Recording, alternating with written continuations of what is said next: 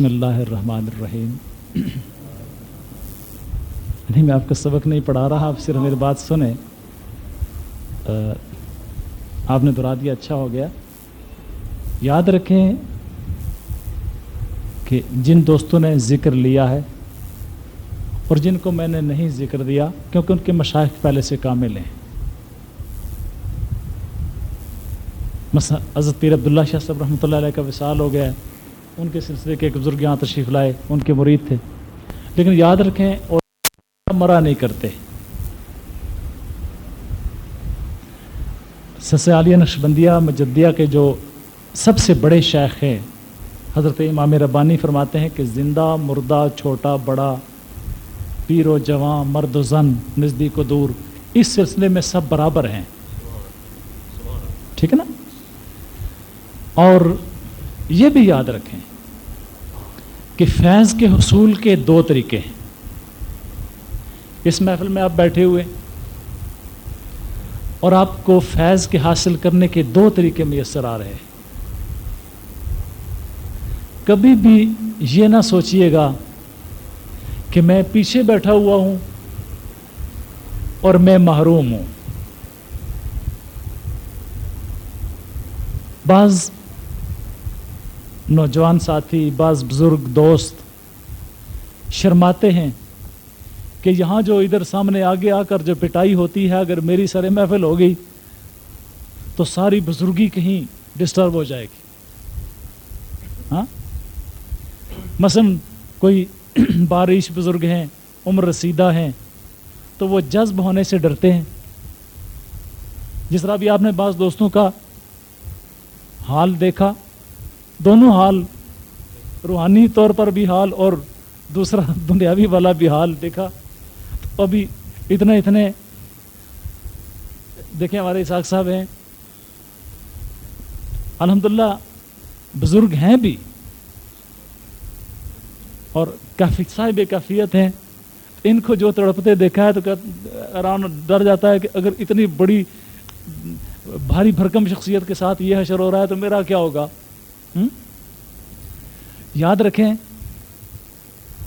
کہ اس منزل سے گزرے بغیر بات بنتی نہیں. جذب کی دو قسمیں ہیں, جذب ظاہر اور جذب درونی. یعنی ظاہر کا جذب ہے, اور جس طرح بھی ہمارے فروغ بیٹے کو آپ نے دیکھا, میں آج میں نے ان پر تھوڑی تیز توجہ کی کیونکہ ایم اے کا امتحان دے رہے ہیں اور امتحان کی وجہ سے ان کا ذہن جو ہے وہ, ان کا اندر کی دنیا وہ ذہنی دنیا کی طرف متوجہ ہو گئی ہے, ذہنی زندگی غالب آ گئی ہے.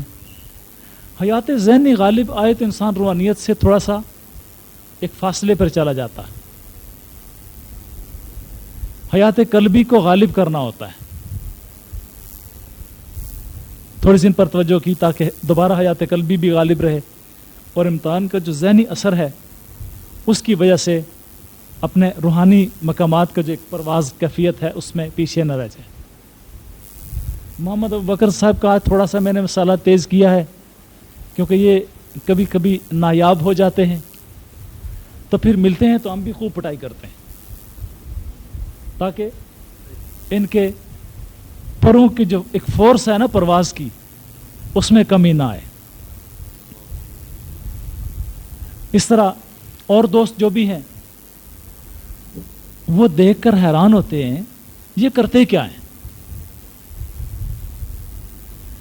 ایک دفعہ ایک صاحب یہاں تشریف لائے, کسی جماعت کے پروردہ تھے, تو یہاں آ کر کہتے ہیں جی یہ تو ہپناٹزم لگ رہا ہے.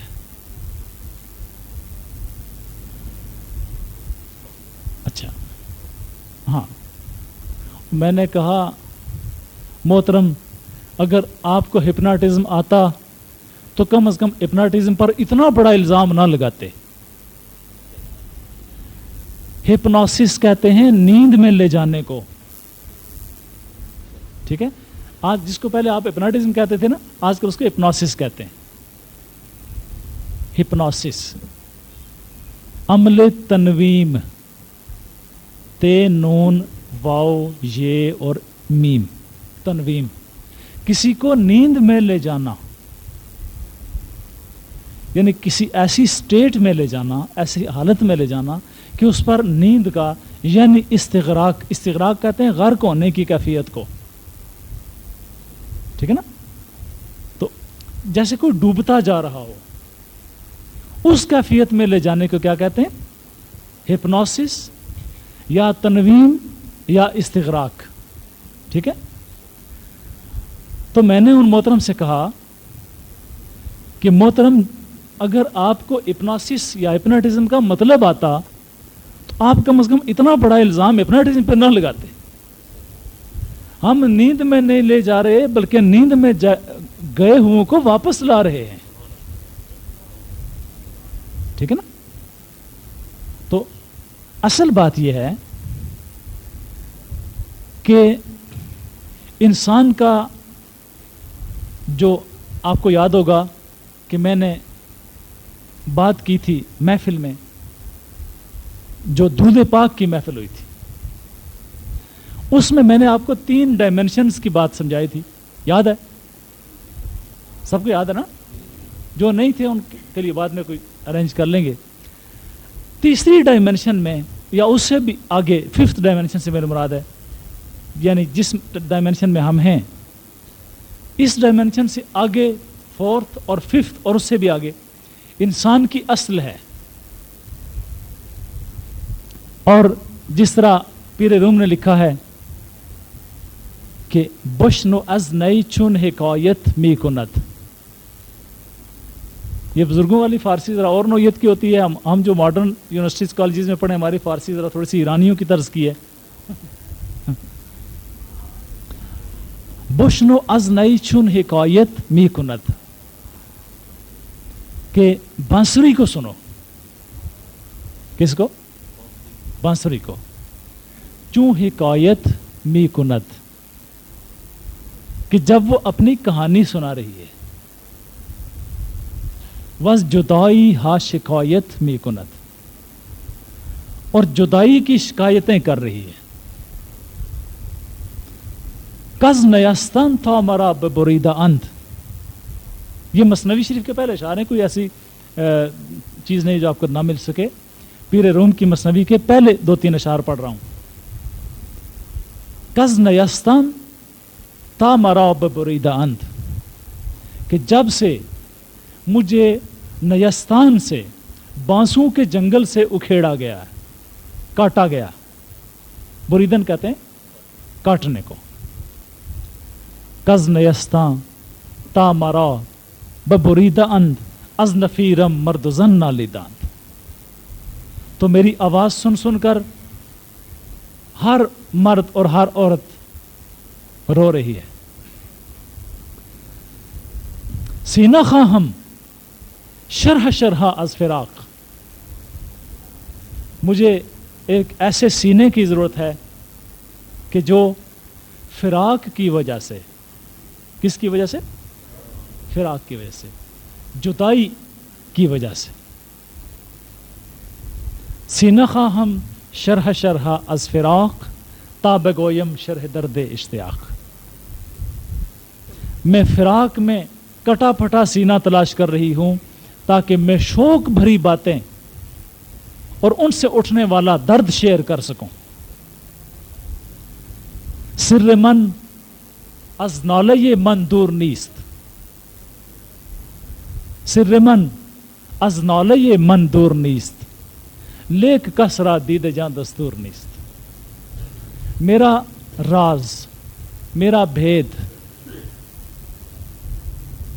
ایک دفعہ کھانسنے سے ایک پورا جملہ نکل جاتا ہے. ہاں, کھانسنے کی اجازت صرف آج عابد بھائی کو ہے, باقی کسی کو نہیں ہے. پر دیکھیں وہ بھی نہیں کھانس رہے کہ کوئی جملہ نکل نہ جائے. ایک فکری ربط رکھنے والی بات کر رہا ہوں. ٹھیک ہے نا. تو بلا وجہ کھانسنے کی پریکٹس نہیں کرنی. یہ سبق پڑھا رہا ہوں. میں فخر سے کہتا ہوں آج میں اس پوزیشن میں بیٹھا ہوا ہوں کہ میں جہاں کہیں سے مجھے رپورٹیں مل رہی ہیں، جہاں کہیں بزرگوں کی محفل سجتی ہے تو میرے عزیز اس میں جب جاتے ہیں تو وہاں سے مجھے رپورٹ ملتی ہے جب کہ فلاں عزیز نے بات کر دی، مزہ آ گیا. خدا کی قسم خوش ہوں کہ میں نے جب سے یہ کام شروع کیا تھا، ٹریننگ شروع کی تھی، تو آپ لوگوں کا نالج اپنی سطح پر ہوا ہوگا، لیکن جتنا کچھ محنتیں کر کر کے پیش کرتا رہا ہوں، آپ وہ موتی سنبھالتے رہے ہیں. اور آج یہ پوزیشن ہے کہ بڑے بڑے چوٹی کے پیر بھی میرے عزیزوں کے پاس بیٹھ کر گفتگو سننے کو پسند کرتے ہیں اور ترجیح دیتے ہیں. تو عرض یہ کر رہا تھا کہ وہ بانسری کہہ رہی ہے، کیا کہہ رہی ہے کہ سر من از ناله من دور نیست، لیک کسرا دید جان دستور نیست. میرا راز میری آواز سے دور نہیں ہے. سر من از ناله من دور نیست، لیک کسرا دید جان دستور نیست. ظلم یہ ہے کہ جان کو دیکھنے کی لوگوں کے اندر عادت ہی نہیں رہی. یہ محفل ایسی ہے جہاں اس طرح کے لوگ، اس طرح کی شخصیات، اس طرح کے عزیز تشریف فرما ہوتے ہیں جن کی منزل روح کو دیکھنا ہے اور روح کے معارف اور روح کے اسرار کو سمجھنا ہے اور ان کے توسط سے اپنے رب تک رسائی ہے. ٹھیک. اب ہوتا یہ ہے کہ قلب کی اور ہر چیز کی اصل وہ کہیں اور ہے، ہماری اصل کہیں اور ہے، اور ہماری یہ ظاہری صورت یہاں ہے. درمیان میں یہ قلب جو ہے نا، یہ ایک رول ادا کر رہا ہے. اس کا رابطہ ادھر بھی ہے، اس کا رابطہ ادھر بھی ہے. جس طرح آپ ایک توا ہوتا ہے نا، توے کے اوپر آپ روٹی لگاتے ہیں، نیچے اس کے آگ جل رہی ہے، اوپر اس کے روٹی پک رہی ہے. اب اس کا فنکشن ڈیول ہے. ڈیول کہتے ہیں دوہرا. ٹھیک ہے. ایک طرف سے آگ کو وصول کرنا، اپنے سینے میں آگ کو جذب کرنا، اور جتنی جتنی آگ روٹی کو چاہیے اتنی اتنی دیتے جانا. اب وہ کہیں کوئی مسلمان نماز پڑھ رہے تھے نا، تو جماعت کرا رہے تھے، تو دو سکھ وہاں سے گزرے. ایک نے دوسرے سے کہا، یہ دیکھیں یہ کیا کر رہے ہیں سردار جی، یہ دیکھیں یہ کیا کر رہے ہیں. تو دوسرے نے بڑی دیر تک کھڑے سوچتے رہے کہ یار سمجھ نہیں آتی ہے کیا کر رہے ہیں. دوسرا کہتا ہے کہ یار سمجھ تو مجھے بھی نہیں آئی، لیکن ساری شرارت اس اگلے کی لگتی ہے. جو امام صاحب تھے نا، کہتے ساری شرارت یہ کر رہا ہے. ٹھیک ہے. تو اسی طرح یہ جو تڑپ کا سلسلہ، یہ جذب و انجذاب کا سلسلہ، یہ پھڑکنے کا سارا سسٹم، یہ اصل میں ساری انورٹڈ کاماز کے اندر شرارت یہ قلب کی ہے. ٹھیک ہے نا. اچھا، یہ انورٹڈ کاماز یاد رکھیے گا، کہیں کل مجھ پہ فتویٰ نہیں لگانا. یہ کیسٹ کا ریکارڈ اچھی طرح سن لیجئے گا. ایک دفعہ حضرت قبلہ سید حسین الدین شاہ صاحب نے خطاب فرمایا، یا کسی اور اہل سنت کے عالم دین نے، تو گھر جا کر ایک شخص نے چیخو پکار شروع کر دی، شور شرابہ، جسے آپ پٹواری میں کہتے ہیں ڈنڈ رولا.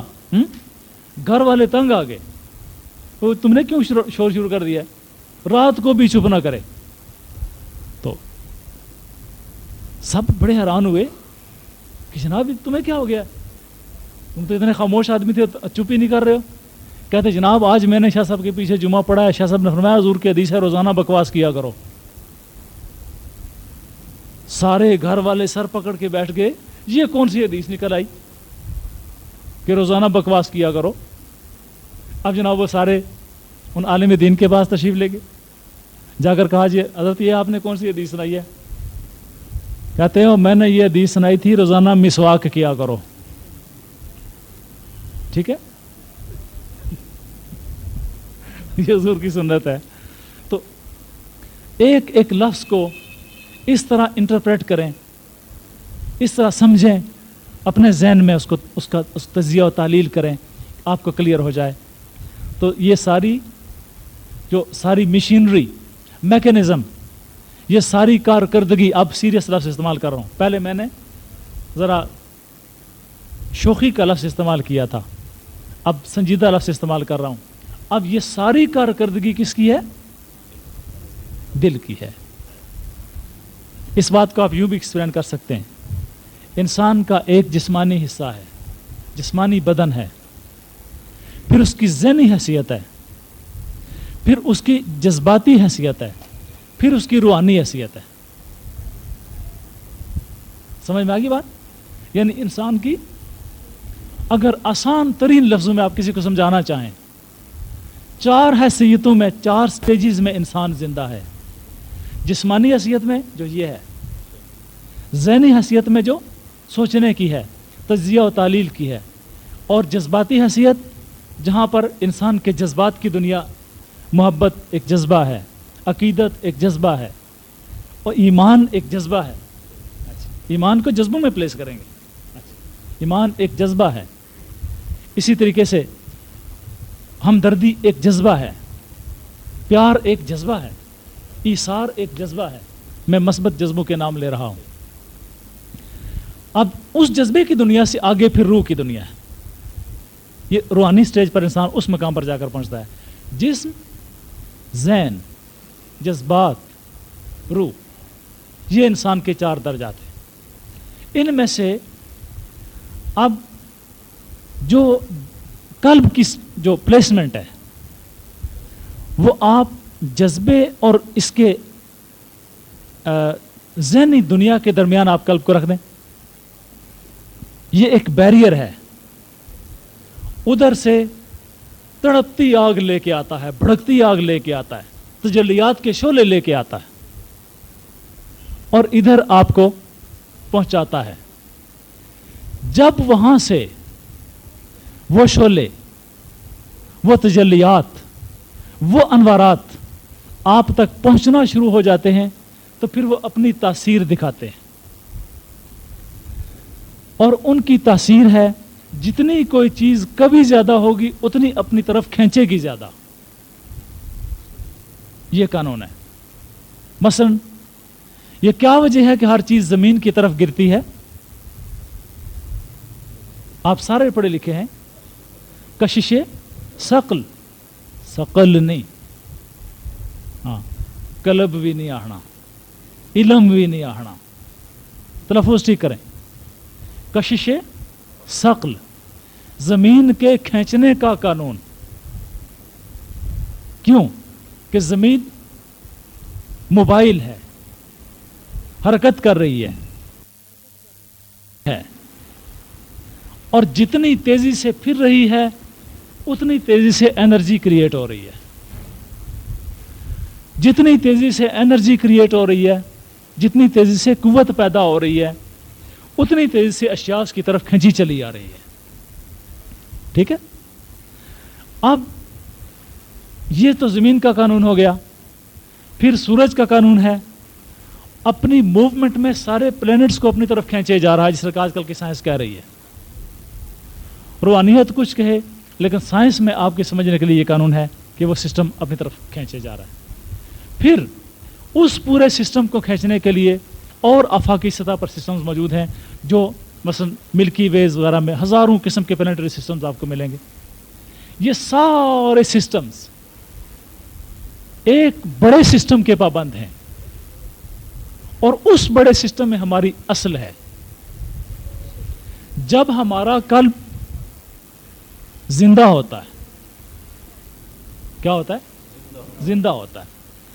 تو اور اس کے اندر حرارت جنم لیتی ہے، اس کے اندر زندگی جنم لیتی ہے، تو پھر اوپر کی دنیا جو ہے، جو پوری کائنات کو کھینچ رہی ہے، وہاں سے انوارات اس پر نزول کر کے اس کو پھر اس بدن کو اپنی طرف کھینچنا شروع کر دیتے ہیں. ٹھیک ہے؟ اب ہوتا کیا ہے، زمین اپنی طرف کھینچ رہی ہے اور اصل جو ہے وہ اپنی طرف کھینچ رہی ہے.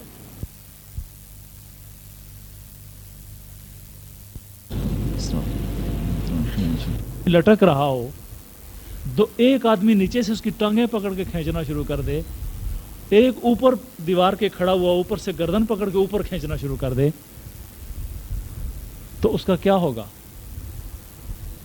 وہ کسی نہ کسی سے جان چھڑانے کی کوشش تو کرے گا، یا نیچے والا چھوڑے یا اوپر والا چھوڑے. تو یہ نیچے والا بھی پکڑے ہوئے ہے، اوپر والا بھی پکڑے ہوئے ہے، درمیان میں جو آدمی ہے وہ جذب ہے. لیکن اب ہوتا کیا ہے، اولیاء کا طریقہ یہ ہے کہ اوپر والا چونکہ ساری زمین سمیت اسے کھینچ سکتا ہے، اوپر والا جو سسٹم ہے وہ اس کو پوری زمین سمیت کھینچ سکتا ہے. اس لیے ہوتا یہ ہے کہ اوپر والا ہمیشہ غالب آ جاتا ہے. بات سمجھ آ گئی؟ میں آپ کے لیے پھر دہراتا ہوں. اوپر والا ہمیشہ غالب ہوتا ہے کیونکہ وہ نور کی دنیا ہے اور یہ کثافت کی دنیا ہے، ثقالت کی دنیا ہے. جب بھی کبھی نور اور کثافت و ثقالت کا آپس میں کلیش ہوا ہے، نور ہمیشہ جیتا ہے. ٹھیک ہے؟ اس طرح ابتدائی سٹیج پر تو زمین کھینچتی ہے، لیکن جو جو نور بڑھتا جاتا ہے زمین کی کشش کم ہوتی چلی جاتی ہے، یہاں تک کہ ایک وقت ایسا آتا ہے کہ یہاں سے ایک قدم رکھا، دوسرا آگے پاؤں کیا، واپس رکھ لیا. جناب کیوں آگے قدم کیوں نہیں رکھتے؟ بھئی کہاں رکھوں؟ جی زمین پر. بھئی زمین ایک قدم تو ہے، آگے آئی کچھ نہیں. جب زمین ایک قدم رہ جاتی ہے، ٹھیک ہے، اس وقت نورانیت غالب ہوتی ہے. اس وقت زندہ مردہ، چھوٹا بڑا، بوڑھا جوان، مرد و زن، نزدیک و دور، سب برابر. کیوں؟ کہ وہ فاصلوں کی دنیا سے نکل گیا ہے، وہ گھڑی والے ٹائم کی دنیا سے نکل گیا ہے. ایک دفعہ کسی آدمی نے مجھ پر سوال کیا کہ یہ کیا وجہ ہے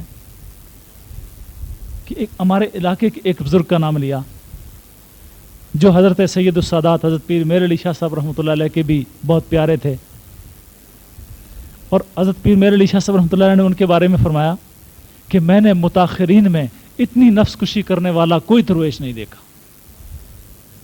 میری مراد حضرت شہنشاہ کلیام سے ہے، حضرت بابا فضل الدین صاحب کلیامی رحمۃ اللہ علیہ.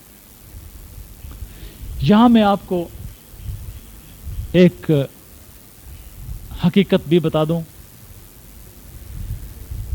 کہ پہلے یہ ہوا کرتا تھا کہ کوئی کم بخت اٹھ کر کوئی بچے اغوا کرتا تھا. آج کل بھی ہو رہا ہے. اور کبھی ایسے ہوتا تھا کہ کوئی کم بخت اٹھ کر محترم خواتین کو اغوا کرتے تھے.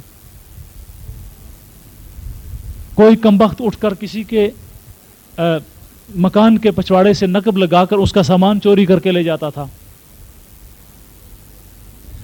آج کل ایک کم بخت ٹولہ نکلا ہوا ہے جو بزرگ اغوا کرتے ہیں، یعنی بزرگوں کو اغوا کرتے ہیں. ادھر کہتے ہیں کوئی ولی نہیں ہے.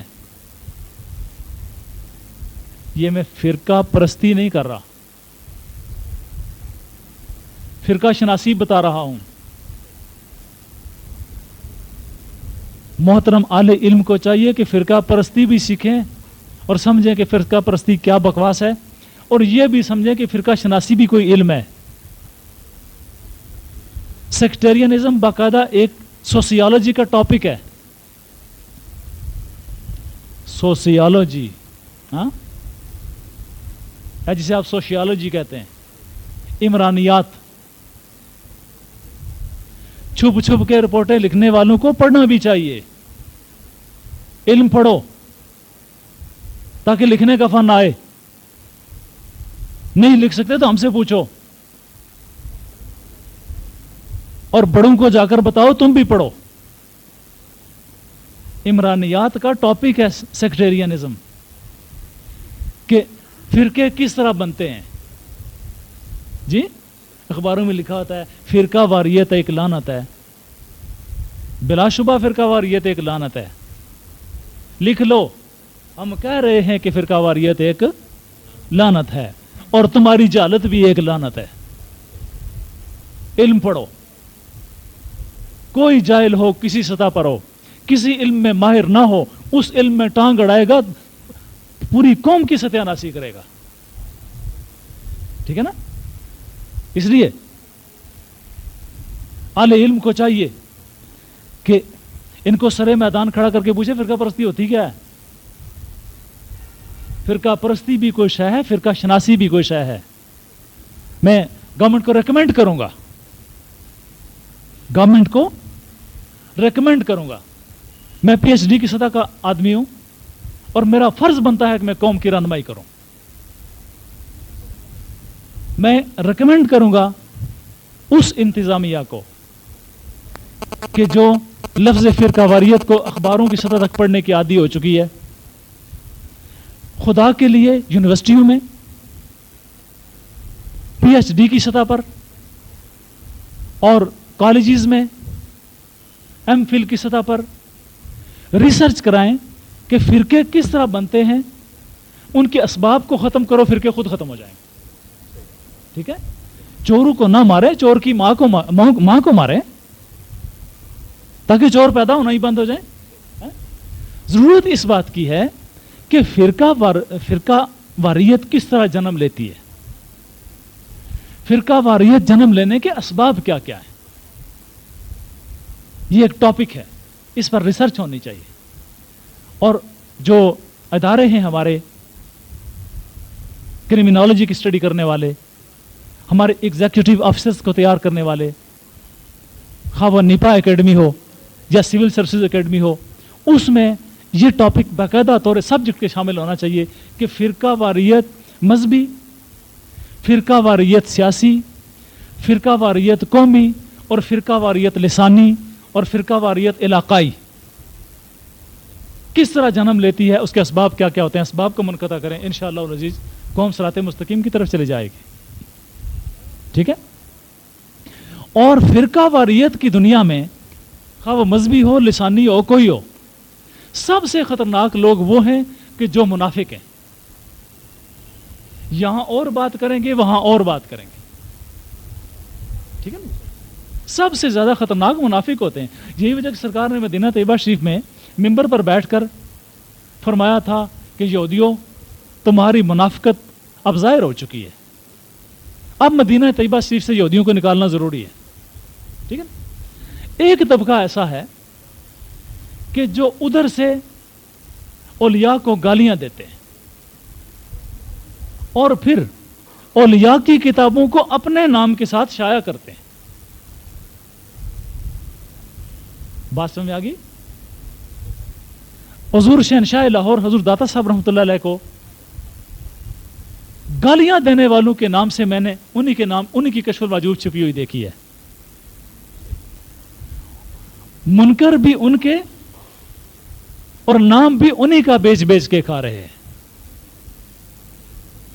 इसी तरह किसी मज़ार पर लोग जाकर नजराना पेश करते हैं और वहां पर एक खड़ा है, अंदर से मुनकर है, सारे का सारा नजराने का डब्बा उठाकर ले जाता है और उस दर्स पे खर्च करता है जो उसी बुजुर्ग को गालियां देता है। ठीक है? मुनाफिकत क्या होती है? यही होती है। तो जहां फिरका वारियत लानत है, वहां फिरका वारियत को पैदा करने वाली ये मुनाफिकत लानत है। आले सुन्नत की औलिया के मज़ारात आले सुन्नत के पास होने चाहिए। आले सुन्नत के मज़ारात की आमदनी आले सुन्नत पे लगनी चाहिए। جو لوگ اس آمدنی کو حرام کہتے ہیں بعد میں کھاتے بھی ہیں، ان سے پوچھیں حرام کھانا جائز ہے؟ یہیں سے فرقہ واریت جنم لیتی ہے۔ حضور داتا صاحب رحمۃ اللہ علیہ کی مزار اقدس کے 1 سال کا صرف جوتیوں کا کانٹریکٹ 8 کروڑ روپے تھا۔ صرف جوتیاں جو زائرین آتے نا، 8 کروڑ روپے کا پروجیکٹ تھا، اور وہ 8 کے 8 کروڑ روپے حضور داتا صاحب کے ماننے والوں پر لگنے چاہیے۔ اس جگہ نہ لگاؤ جہاں کھا کھا کر کہتے ہیں کوئی نہیں داتا مگر اللہ۔ پورے قرآن کو پڑھیں، کہیں لفظ داتا اللہ کے نام کے ساتھ لکھا ہوا دیکھا ہے؟ یہ کہاں سے نکال کے لے آئے ہیں؟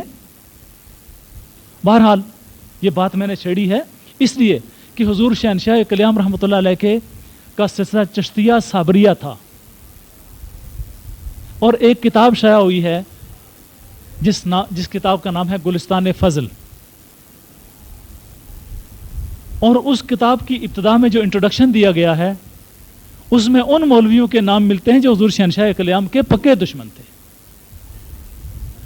حضور شہنشاہ کلیام کے پکے مخالف تھے، اولیاء کے مشن کے پکے دشمن تھے۔ اور میں نے اکثر سنیوں کے ہاتھ میں وہ کتاب دیکھی ہے جس میں حضور شہنشاہ کلیام کا ذکر ان مولویوں کے حوالے سے کیا گیا تھا جن کو نہ تصوف کی الف بے کا پتہ ہے، نہ تصوف کے کسی سلسلے سے ان کا تعلق بنتا ہے۔ ٹھیک ہے، تو میں یہ بات اس لیے چھڑی ہے کہ حضور سید السادات پیر میر علی شاہ صاحب گولوی رحمۃ اللہ علیہ کے آئیڈیل اولیاء اللہ میں سے حضرت شہنشاہ کلیام کا نام آتا۔ آپ فرماتے ہیں کہ میں نے متاخرین میں اتنا بڑا درویش کوئی نہیں دیکھا، اتنی نفس کشی کرنے والا۔ ایک پتھر کی سیل تھی، اس پر حضور لیٹے رہتے تھے، دن کا سورج اپنی کرنوں کی آگ برساتا تھا، اور حضرت جب اٹھتے تھے کبھی تو آپ کا پوست اور آپ کی بدن کی کھال مبارک اس پتھر کی سیل کے ساتھ چمٹی ہوتی تھی، اٹھتے تھے تو کھال وہیں رہ جاتی تھی اور بدن اوپر آ جاتا۔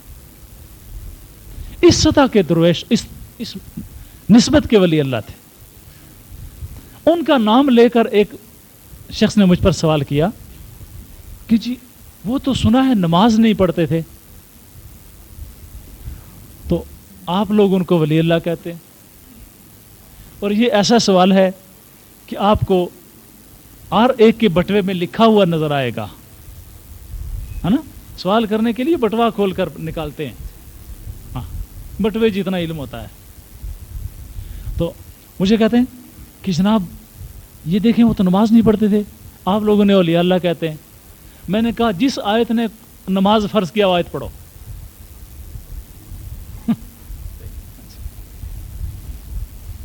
جس آیت کریمہ نے نماز فرض کی ہے وہ آیت پڑھو۔ اب لگے بغلیں جھانکنے کہ وہ کون سی آیت تھی کہ جس نے نماز فرض کی۔ تو میں نے کہا جناب اگر نہیں آتی تو پھر پوچھیں ہم سے، ہم بتاتے ہیں۔ ان الصلاۃ کانت علی المؤمنین کتابا موقوتا، کہ نماز تمام مومنین پر وقت کے حوالے سے فرض کی گئی ہے۔ علامہ ایک بڑا خوبصورت جواب ہے۔ اچھا، نماز موقوت ہے، یہ موقوت لفظ یاد رہی؟ بولیے نا، موقوت، میم واو قاف واو تے، ان الصلاۃ کانت علی المؤمنین کتابا موقوتا، کہ نماز اس حالت میں فرض کی گئی ہے کہ وہ اس کا تعلق وقتوں سے ہے۔ اب جو وقت کا بیریئر ہی کراس کر گیا ہو اس کے بارے میں کیا کہیں گے؟ جو وقت کی لمٹ عبور کر گیا ہو اس پر شاید اللہ رب العزت نے یہ پابندیاں اٹھا دی ہوں۔ کیوں؟ کیونکہ اس کا ممکن ہے ہمارا ایک دن، اس کا ایک لمحہ ہو، ہماری ایک صدی اس کا ایک لمحہ ہو، ہماری پوری زندگی پوری کائنات کا عبدالآباد اس کا ایک لمحہ ہو. جس طرح نبی پاک علیہ السلام کے بارے میں علامہ اقبال لکھتے ہیں, کم طرز, بڑا میننگ فل. علامہ اقبال کے وہ شعر جو بازاروں میں ملتے ہیں ان میں سے نہیں ہے, یہ آج پہلی دفعہ آپ سنیں گے. کم طرز آنیز اوقاتش ابد, کم طرز آنیز اوقاتش ابد, کاسب افزایش از ذاتش ابد. کہ رسول کریم علیہ الصلوۃ والتسلیم کی ذات وہ ہے کہ, بلکہ اس سے پہلے ایک اور شعر ہے, تور موجے از غبار خاناش. تور حضور نبی پاک علیہ السلام کے گھر کی گرد و غبار کا نام ہے.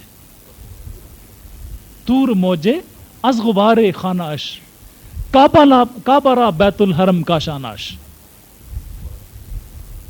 اب اعلی حضرت حاجیو آؤ شہنشاہ کا روزہ دیکھو, کعبہ تو دیکھ چکے کعبے کا کعبہ دیکھو, کعبہ را بیت الحرم کا شاناش. اس کے بعد اقبال لکھتے ہیں کہ کم طرز آنی ز اوقاتش ابد, کہ ان کے یعنی سرکار کا جو ٹائم سکیم ہے اس میں ابد جو ہے, ایٹرنیٹی, ابدیت, جب سے زمانہ چلا ہے اس وقت سے لے کر جب تک زمانہ قائم رہے گا, یہ سارا پیریڈ نبی پاک علیہ السلام کی حیات طیبہ شریف کا ایک سیکنڈ ہے. علامہ شیخ نوٹ کیجئے گا, اسرار خودی کا ہے. کم طرز آنی ز اوقاتش ابد, کاسب افزائش از ذاتش ابد. اور پوری کائنات کی جو ایٹرنیٹی اور ابدیت ہے اس کی لائف سرکار کی ٹائم سکیم کا ایک سیکنڈ بنتی ہے. اور جب بھی کبھی وقت کو اپنی عمر بڑھانا ہوگی سرکار کے بارگاہ میں جائے گا. ٹھیک ہے, تو میں بتانا یہ چاہ رہا تھا کہ قلب کی دنیا ایک ایسی دنیا ہے جس کی ادھر کی سکیم میں 5 نمازیں, مہینے کے روزے, زندگی میں ایک دفعہ کا حج اور زکوٰۃ وغیرہ کی فرضیت رکھی گئی ہے.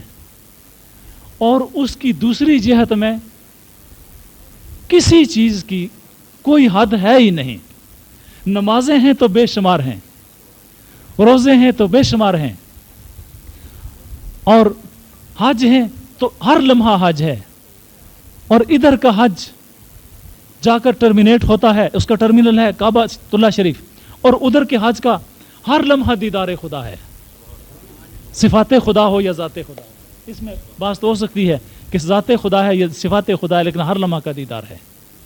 ٹھیک ہے, تو یہ قلب جو ہے نا, یہ درمیان میں وہ رول پلے کر رہا ہے. بات یہاں سے چلی تھی نا کہ یہ وہ رول پلے کر رہا ہے کہ آپ کو ادھر کی دنیا میں لے جانے کا جو پورا سسٹم ہے اس کی کنٹرولنگ اتھارٹی جو ہے وہ قلب ہے. پچھلی محفل میں ہمارے پاس ٹائم کتنا ہے؟ اچھا, وقت چونکہ ختم ہو رہا ہے, اذان پڑھ کے نماز پڑھتے ہیں, اس کے بعد باقی اس گفتگو کا ماحصل سمجھ میں آ گیا. پچھلے جو محفل میں گفتگو ہوئی تھی اس کا خلاصہ یہ تھا کہ دل اور دل کی جو پہلا احساس ہے, یاد ہے نا, دل کا پہلا احساس دھڑکن ہے. پھر اس کے بعد دل کا دوسرا احساس اپنے حواس کی ترتیب ہے, یاد ہے نا, نظری حواس, سمعی حواس, سونگنے کے حواس, چکھنے کے حواس, چھونے کے حواس, اس کی ترتیب ہے, ترجیحات ہیں ہر انسان کی. پھر اس سے بننے والی کیفیات ہیں, اور پھر اس سے آگے نیکسٹ سٹیج پر میں نے آپ کو بتایا تھا کہ جب آپ ڈراؤزینس یا غنودگی کی سٹیج پر پہنچیں گے آپ نے اپنے دل کو جو ترغیب دینی ہے. یہ ٹاپک پچھلی محفل میں لیا تھا. آج کی محفل میں نے ساری گفتگو قلب کی برزخیت پر کی ہے. ٹھیک ہے نا, اب جتنا میں نے آج گفتگو کی ہے نا, اس کے لیے آپ کہہ سکتے ہیں کہ روح اور بدن کے درمیان دل جو ہے یہ برزخ ہے. ٹھیک ہے, واسطہ, چینل, ذریعہ اور کیا کہیں ہم, یعنی آپ کنیکشن جوڑنے والی شے, یعنی جس کے ذریعے سے روح کا واسطہ جسم سے ہے, جسم کا واسطہ روح سے ہے, وہ قلب ہے. اور تصوف کی اصطلاح میں اس کو کہتے ہیں برزخ. قلب برزخ ہے جسم و روح کا. پل آپ کہہ لیں جی, ٹرانسفارمر کہہ لیں, پل کہہ لیں, واسطہ کہہ لیں, ذریعہ کہہ لیں, میڈیم کہہ لیں, کچھ کہہ لیں, چینل کہہ لیں, یہ سارے الفاظ درست ہوں گے, لیکن تصوف کی اصطلاح میں برزخ کا لفظ استعمال ہوتا ہے. تو آج یہ جو گفتگو ہوئی ہے, اگر آپ روح تک پہنچنا چاہتے ہیں تو اس کے لیے کوئی اور رستہ نہیں ہے. جس طرح ایک ٹیلی فون نمبر ایک خاص جگہ کے لیے مخصوص ہوتا ہے, خداوند کریم کا اگر کوئی روٹ جا رہا ہے تو وہ قلب سے ہے. بارگاہ نبی کریم علیہ الصلوۃ والتسلیم میں اور ایمان کی پختگی کی طرف جو روٹ جا رہا ہے وہ قلب کا روٹ ہے. اور اولیاء کرام کا کمال یہ ہے کہ وہ قلب کو حیات دیتے ہیں, حیات قلبی کو آپ کو عطا کرتے ہیں, اور اس کے نتیجے میں پھر آپ محو پرواز ہوتے ہیں. آج میں نے کسی اور ٹاپک پہ گفتگو کرنا تھی, لیکن یہ ٹاپک اتفاق سے چلا اور اس کو میں نے ایلیبوریٹ کیا. اب دعا کرتے ہیں, اس کے بعد انشاءاللہ پھر نماز کے بعد آپ کے دیگر سوالوں کے جواب ہوں گے. تیری بارگاہ میں مسلمانوں کے اس جرگے میں ایک درویش نے سوال کیا ہے, مولا کریم مسلمانوں کے اس اجتماع میں مولا کریم تیری بارگاہ میں ہاتھ پھیلائے گئے ہیں, اس بچے کو شفا نصیب فرما.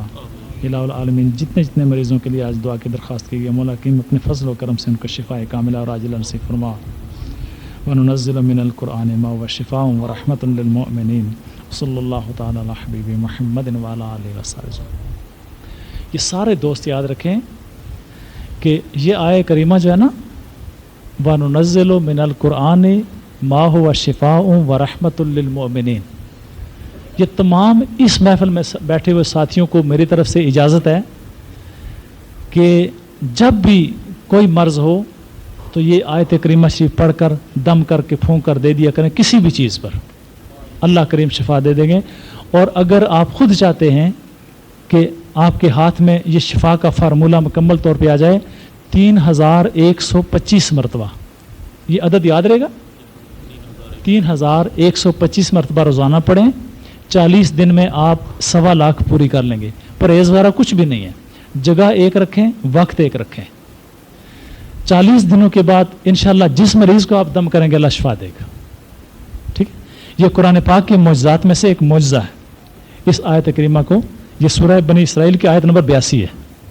اچھا 82 ہے 182 غالب آیت نمبر جی.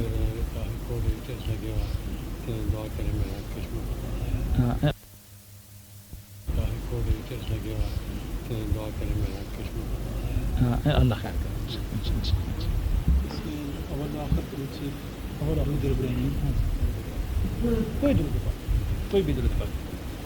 اور بعض لوگ جو مقدمات میں پریشان ہوتے ہیں اور جن کے کیسز ہوتے ہیں عدالتوں میں خاص طور پر یا آپس کے جھگڑے ہیں, ان کے لیے قرآن پاک کی یہ آیت کریمہ جن حسبنا اللہ و نعم الوکیل.